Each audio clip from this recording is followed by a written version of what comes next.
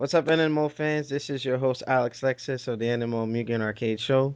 Today, I have two guests with me. Our good buddy, Nelson Rios with Fighting Game League.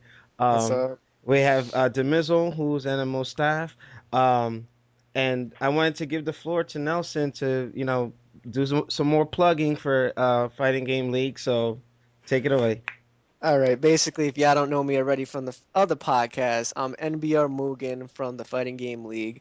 I'm also collaborating right now with nMo, Alex Lexus, and of course the staff, trying to bring together the fighting game community from New York and New Jersey. And we also are working on a couple of projects together, so stay tuned for that info. Roger that, Roger that. And for most of you who don't know, from NMO season 3 and 4, we have Demizzle here, who made the funny comments about Macho Man and Stephanie and Triple H, and I had to put that disclaimer that those views are not those of NMO, but of Demizzle himself. So if Vince McMahon comes in like you're fired and all this stuff, that's all on Demizzle. So Demizzle, reintroduce yourself to the NMO audience. Come on now, Macho Man taught Stephanie all her You tricks see, that she used it's, on Triple H. and I gotta edit that out, man. No, you know what? Oh, Hey, come it's on, don't whatever. edit that, brother. All right, so now that we got the introductions out of the way, we're gonna hit a series of topics today. Now, the first one, it actually made me laugh. I chuckled a bit because now the fighting game community has grown and caught the attention of bigger companies, which are now wanting to sponsor players. But this is a bit different because you got Mad Cats and you got Capcom and other uh, entities doing this. But Brazzers.com, aka a porn site, is now throwing their hat into the ring with the sponsorships. I find it a bit amusing because it's just why now, Well, But see, I'm gonna give Demizzle the floor first, and then Nelson. All right, go ahead. this kind of strikes me as the logical next jump because when you look at it and when you think about it, it's not that odd. Like look at NASCAR. You got companies that you wouldn't associate with NASCAR sponsoring NASCAR races like Viagra and Cialis and all this stuff. So, But I'm saying it's a porn eh, company. Like, would you come on, see that a porn site being advertised in NASCAR? no, but think about it. Who watches the most porno? Gamers. So why not why not advertise? Why not sponsor a gamer? Like, hey, Oh my god. these guys are like some of our number one constituents. Even though they may steal our product, they still watch it. So why not sponsor one of these guys to see if we can make some money off of it? It's the logical thought process going forward. All right, so let me give Nelson the floor. Nelson, what do you think about this? Well, like I said, when I first saw it on Long Island Joe's stream on Twitch, and he announced that he was trying to get sponsorship with Brazzers, it was technically a joke because, we started this thing in the fighting game community because he looks like one of the porn stars. So it was just like a little joke. All of a sudden, some person randomly found the event coordinator for Brazzers.com, Uh-huh. and now he wants to take part in it because of the hype and the amount of like craziness that's going on in the FGC. He likes it and he wants to put any effort that he can since he thinks it's going to be like a growing new phase now. Now, how would this change the face of the fighting game community? Because you see, once people find out, okay, Brazzers is a porn entertainment company, won't it like kind of give the fighting game community like a shadow, like cast an ugly shadow over our community? Like the Demizzle, what do you it's think? And I'll give the floor back to Nelson. it's not like the fighting game community is the most family friendly community in the Well, world, man. considering with the whole sexual harassment thing, but that's a whole. It's not even that. I mean, like, consider who's in the fighting game community. Like the main players.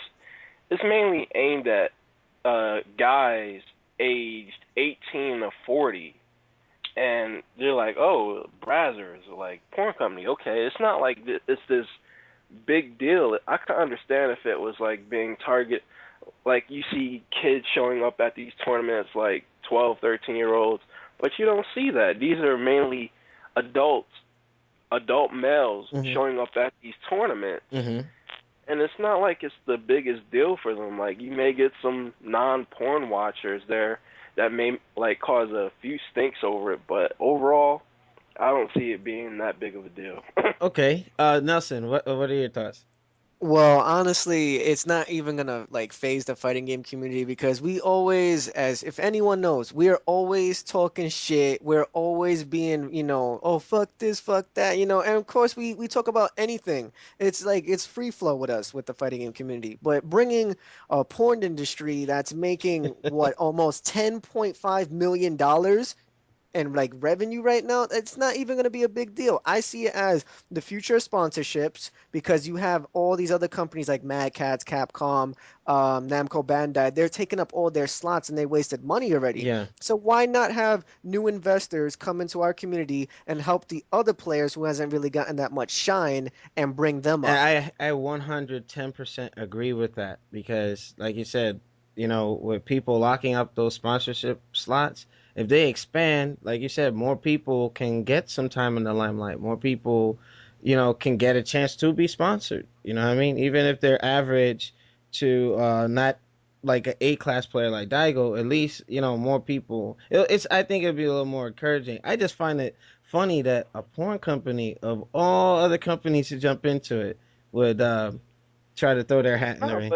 but think about it, Alex. Like porn companies historically have been the first to make that leap from to cross over into the mainstream appeal. Like porn companies were the first to utilize the internet in like taking their product from physical VHS medium to the internet, so where you got streaming websites and download like lots of downloadables and stuff like that. Yeah, yeah. Okay, yeah, yeah, you're absolutely right when I say this. When you say that, so okay, so we're gonna move on to the next topic that we have, and that's the Mass Effect 3 DLC announcement for this summer that's been announced. And Demizo, it was announced today or yesterday? This is announced today, actually, Okay. and like this is like something that I commend BioWare for, even though I have no issues with the ending. A lot of people did, and they put out like, you know what? We're gonna release a endings like an epilogue pack DLC, and it's gonna be free. Up until April To 2014. the, yeah, so they're giving people like 18 months to get it, Okay. which is ample enough time for people to buy the game and download that free DLC, which is going to be pretty substantial from what I read. Yeah. And that's like the big difference from what you were describing about Assure's Wrath on YouTube. If you've missed that rant, nMo fans, go check it out on YouTube. It's legendary. It's like one of the few times you'll see Alex pissed off and cursing. Well, I don't have any regrets. I just said what I had to say. But giving Nelson some time, what do you think about this announcement for Mass Effect 3 this summer? Well, from what I've been knowing, I mean, I'm not that much of a Mass Effect fan, but I do keep up with it. Hmm. With the fact that they're releasing an extended cut for the like the endings or the epilogues, Yeah. as Demiza was saying, it's somewhat okay if they're offering it for free and giving the fans a chance to get it within a 2-year time span. See, I have no problem when it comes to free DLC because it could be shit or not shit, and I didn't have to pay for it. True. You know what I'm saying? So then I would feel alleviated. But like I'm gonna bring up Assure's Wrath, which made me have to buy a $7 ending that was unnecessary. Even though the game was good, I shouldn't have to pay $7. I would have paid at least like two for an ending like that. Uh huh. Or the same thing like with Prince of Persia when that came out a while ago. They made us pay the same thing for a epilogue ending as well. And So and Nelson brought us into the next topic with this whole ending thing. And most of you who haven't seen that rant, I haven't been that angry on any show in recent history since nMo has been in its 6 year broadcast time. I've never been that angry, And Tell them why you mad, son. and it's the thing is because I care for the game, and I think Capcom at some point will see the error of their ways and try to fix this type of practice. But when you got a good game and you know some people will, put their time and effort into it, and then you're gonna charge them for it, that's wrong. Even when Angry Joe was going off, like he goes off worse than I do, but he makes the good points. And like for instance, BioWare, I guess they heard the cries of their fans. I don't think EA can take that negative PR. BioWare can't take that negative PR. So they directly addressed it. Okay, we're going to give you this. This is what you asked for. And we're going to, you know, because Capcom is looking at things like, yeah, this is just a business, it's just a business, where BioWare is showing that they actually care for their fan base and that they did See, the right thing with going this route. And this is just to, please those who aren't happy. But like you, Jamizo, you're happy, you're content with the ending, you're good. well, But they're I'm trying not to also, content, but I'm not mad about it. oh yeah, It's like you got this portion of the community, albeit a large portion of the community, like, oh, that's a shitty ending. It didn't explain this, that, and the other. When if you look at it as a whole standpoint, like the stuff within the game, like all the answers are contained within the gameplay of the actual game and not the ending. And BioWare has never been known for these huge 15, 20-minute endings that everybody was clamoring for. If you've ever played a BioWare game, you'll know this to be true. Like they'll give you, okay, this and this and this happened, and it'll be like a 5-minute ending, but the story of the game is told within the confines of the game. So all the answers that you're looking for are told within the confines of the game.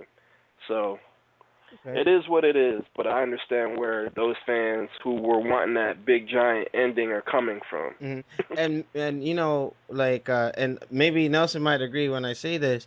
If you are finishing up such an epic trilogy, it should have that like that exhaling feel like damn, it's over.